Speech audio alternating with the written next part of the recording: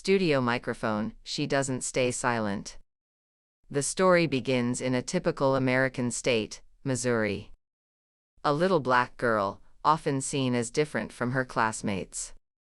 But one thing always stood out, her voice. A voice that stood against injustice, a voice that wouldn't be silenced. That girl's name was Jasmine Crockett. From a young age, Jasmine understood one thing clearly: if you want justice in this world, you have to raise your voice. She grew up with that belief and pursued legal studies. But her education wasn't just academic, it was the first step toward her mission. She became a lawyer and took on cases that most others were too afraid to touch. She stood against police brutality. She fought in court for minorities, the homeless, and women whom the system had forgotten. But then came a moment when Jasmine realized that asking for justice in court wasn't enough. She needed to make justice herself. In 2020, Jasmine made a decision: she would no longer fight the law, she would write the law. She ran for the Texas state legislature, and she won. It was the first time a black woman represented that area. But this was only the beginning. In 2022, Jasmine entered the U.S. Congress. Washington, D.C., where veteran politicians sit and rules are made. Jasmine arrived, and soon, made her presence known. She was not one to sit quietly. When she spoke, everyone listened. Her speeches were passionate, powerful, and grounded in truth. People said, "This woman is like fire." But she only burns for justice.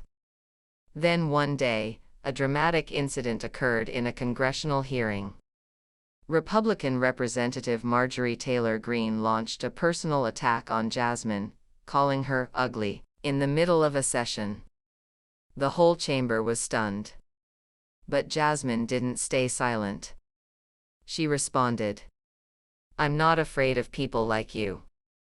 I fight for justice, and people like you are the obstacles we remove every single day."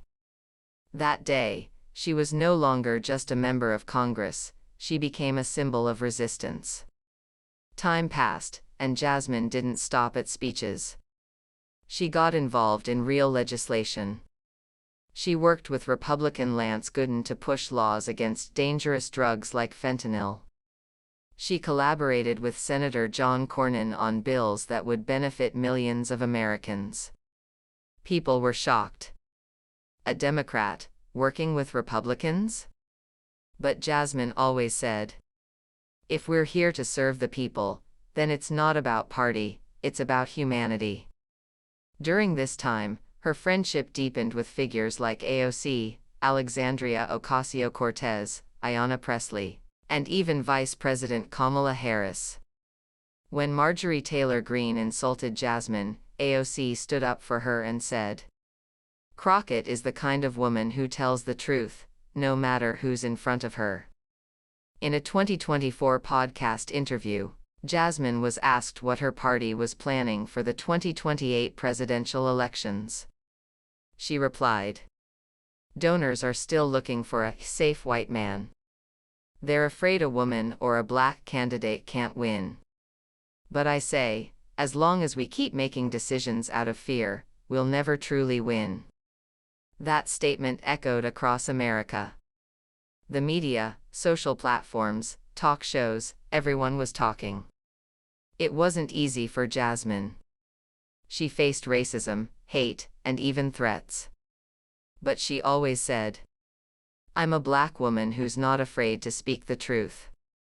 If my truth makes someone uncomfortable, it means I'm heading in the right direction." Today, Jasmine Crockett isn't just a congresswoman. She's the voice of the unheard. She's a light in the halls of power that the blind may not see, but those who seek truth will always feel. And this story? It's far from over. Because as long as people like Jasmine keep speaking up, truth will live on. Justice will speak. And hope will survive. Let me know if you'd like a voiceover version, scene breakdown for a video, or background visual suggestions for this script.